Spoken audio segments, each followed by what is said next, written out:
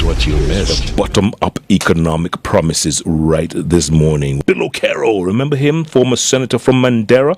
He's also former chair of the Finance and Budget Committee, and he writes regularly on the state of the economy. Joins us live here in the studio. Mweshimiwa, you say you're a retired politician.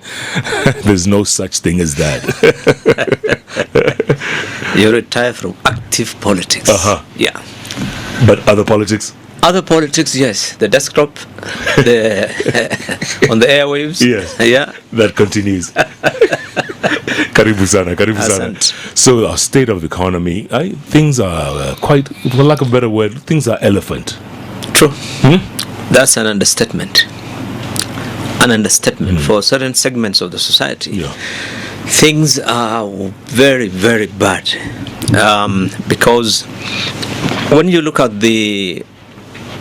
what's happening in this country for the last 5 years or more, the cost of living has been going up. Prices of basic commodities, basic means food, has skyrocketed. I mean, if you just look back how much you're paying for basic things, sugar, oil, flour, what it is today, 5 years later, and you have no income, or your incomes are not growing at all, then you are having a very difficult time. You're having a very difficult time making ends meet. And this is what has been happening. And that's why it became the center stage in the last election, the issue of economics. And everyone says we need an economic revolution. That was the platform on which each party, and everyone said, I'm going to look after that one down there. Those people down, and we'll bring them up. That means it's an admission not only by the current government, but even the previous government. The former President Uhuru did admit several times that things are not looking up in the country in terms of the economy. So we are in a very difficult situation as we speak now, really, for many, many Kenyans. There's a figure that, for example, when it comes to drought, they keep saying, 4.5 million Kenyans in 24, 29 counties affected. I don't think that's an understatement. Those are figures that some UN organizations came up with more than nearly a year ago. You mean it's worse now?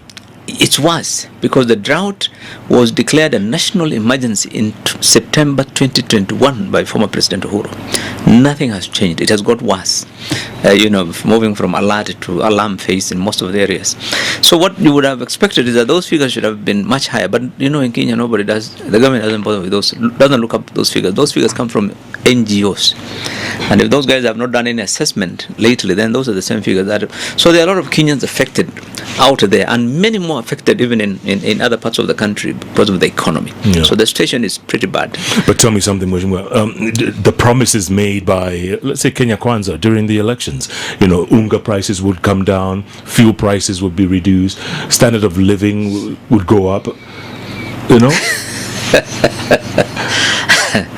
there is a campaign pledge, and there's a reality when you get in any country. Politicians always have those lofty statements when they're making the campaigns, but when you get into power, then reality dawns. And you're told, no, sorry, this is as we used to say in the matatus, when the way they call you out when they want a passenger, then once you're getting Unambia car square, my friend. So it's not going to be a walk in the park for this government. And all those pledges that they have made, it was easy to make the pledges in politics because you're competing with others. But getting them to work, putting them down from manifestos into policies of the government and getting those policies to work or to be implemented is not a simple thing. And I think already some of the things that they said, for example, once I remember the deputy president saying at the Kasarani, once we put down the Bible, that means once the swearing is done, the price of unga will bring it down to 100, or the price of fuel will go down to 70. And then he used to say, it is when the case was in Supreme Court, he said, it is the Supreme Court that is delaying. If once we get this ruling, you'll be, the price of maize will be down, flour will be down by to 70, and petrol will be down. But all those things now, if you ask him, if you watch him speaking these days, he says, guys, you must give us time. We took over a dead economy. It takes time. You must give us time. The story has changed, and it will continue changing as we go forward, because other priorities will come in. The problem with government is that there are many interest groups and there are many interested parties. So the priorities of the executive keeps changing. If yesterday it was about the high price of fuel and you are concerned about what the poor folks are paying, today it will be about what the petroleum companies will think about, what the international market is about, what investors, you have so many other players that come in, the government, the revenue collection, your other priorities change, and so you start looking, you start utapa-tapa, you can't get really a very consistent position on some of these issues, and this is what we are seeing. Did you think, Senator, that Kenya Kwanza realized the magnitude of what they're facing? I think they did, because the president was the deputy president of the country. So he wasn't somebody who was outside. He was in the government, and he knew. He knew what was going on, and many of his people who have been in government or in parliament, and so everyone knew what was going on. So there's nobody who is a stranger to what has been happening, what this economic situation is.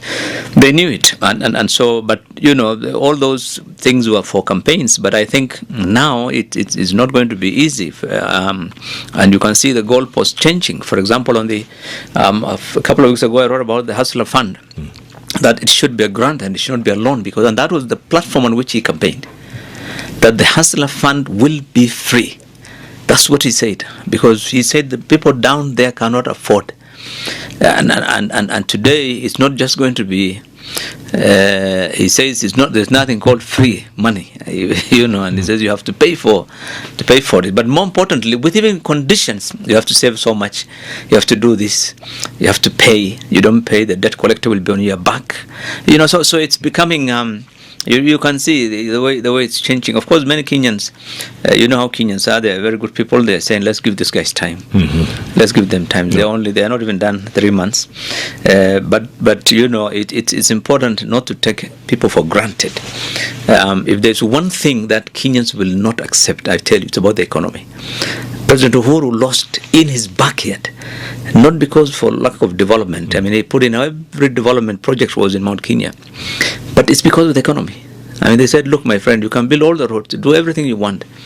His cabinet was spending time, most of the time they are trying to chase one project after another, but the issue was on the economy.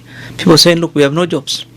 We have the highest joblessness rate in East Africa, in the whole of East Africa. And the issue is businesses were shutting down. Businesses were shutting down, people were not getting enough incomes, the cost of living was skyrocketing, the economy was a thing. So you can't take that for granted. If people don't see a change in the next few months, you will see the disgruntlement from the support base of this government. People coming out and saying, no, we can't continue.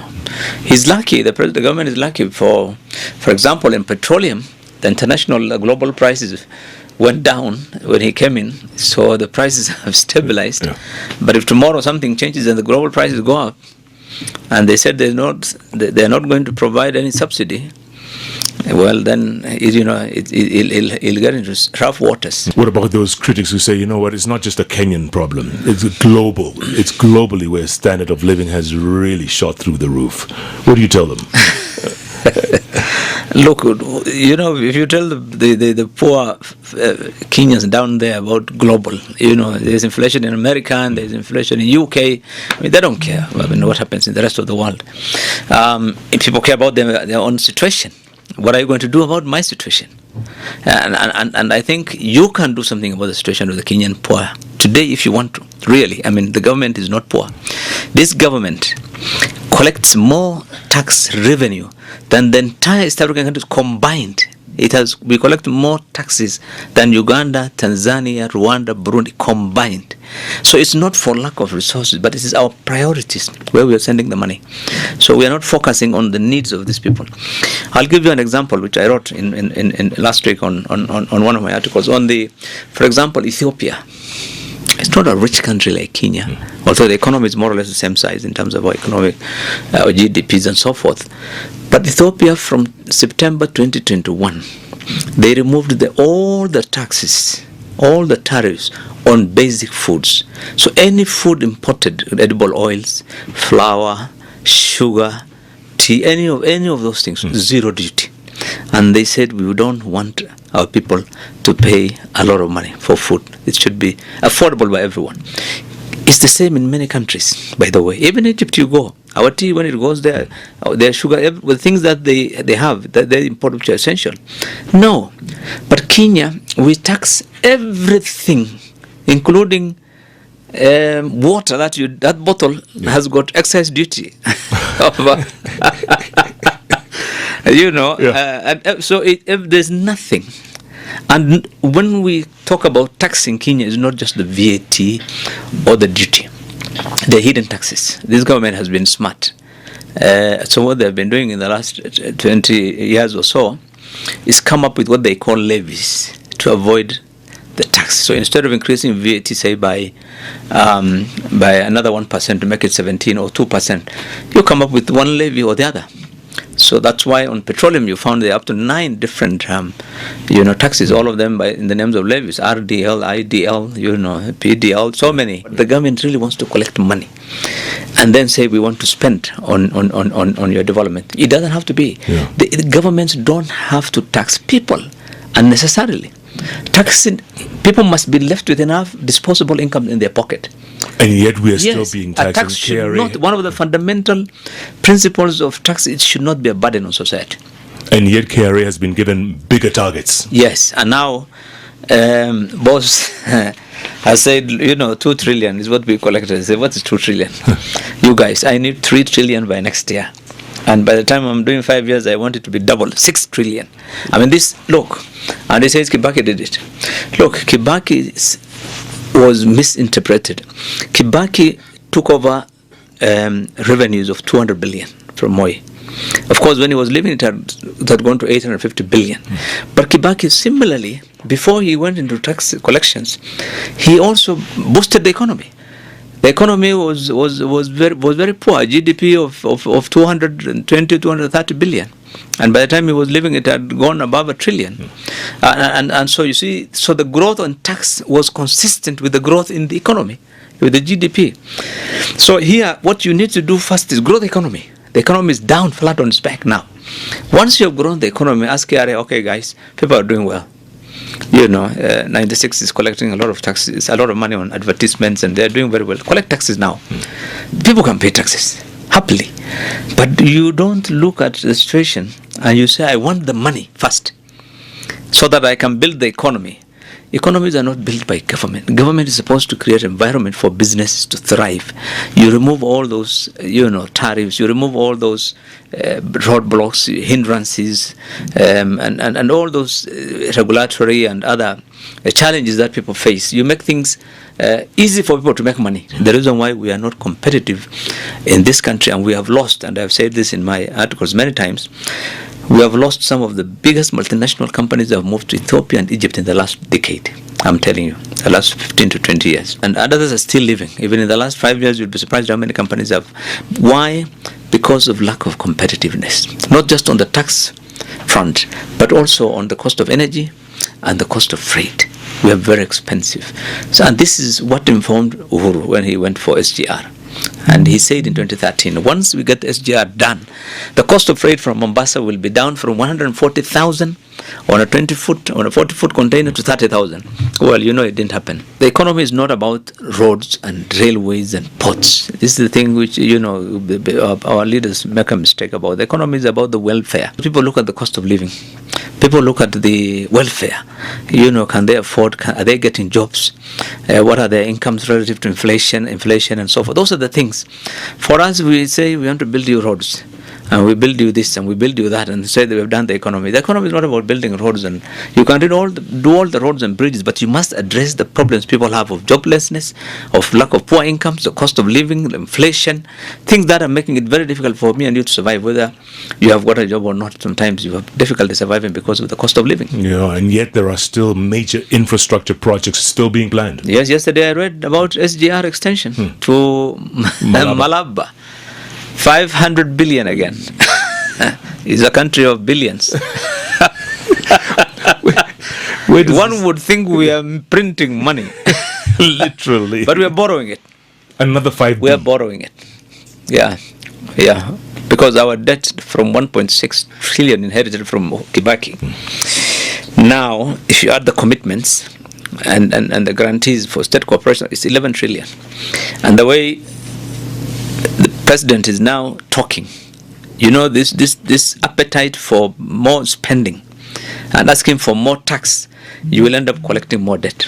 Wasn't there supposed to be a debt ceiling? Those things don't work when you control the parliament. I mean, the treasury CS will walk there in the morning and come back with a new ceiling in the afternoon.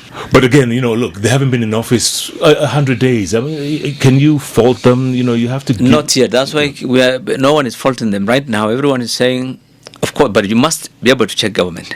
You cannot go to bed and leave government alone. Even the 100 days, they would start doing things wrongly. So you have to continue checking them so that they remain on track.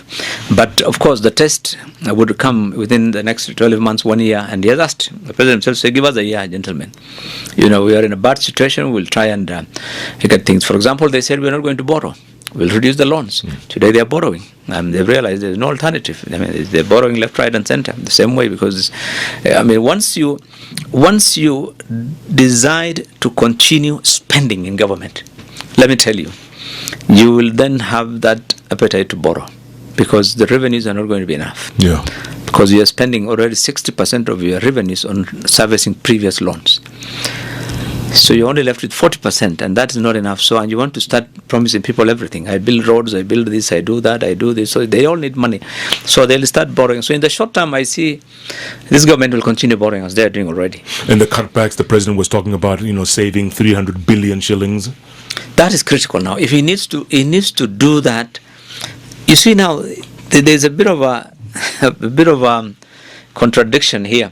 You say in this current budget, I want it expenditure reduced by 300 billion so that I reduce my borrowing by that amount. Yeah. But at the same time, you are saying we need to spend more. So, KRA, please give me 3 trillion next year. Give me 3 trillion and make it 6 by end of 5. So you want to increase your expenditure. I think it must be a policy of the government to cut expenditure. If the budget was 3 trillion and your revenues are only 2, for heaven's sake, just reduce your expenditures to 2 trillion.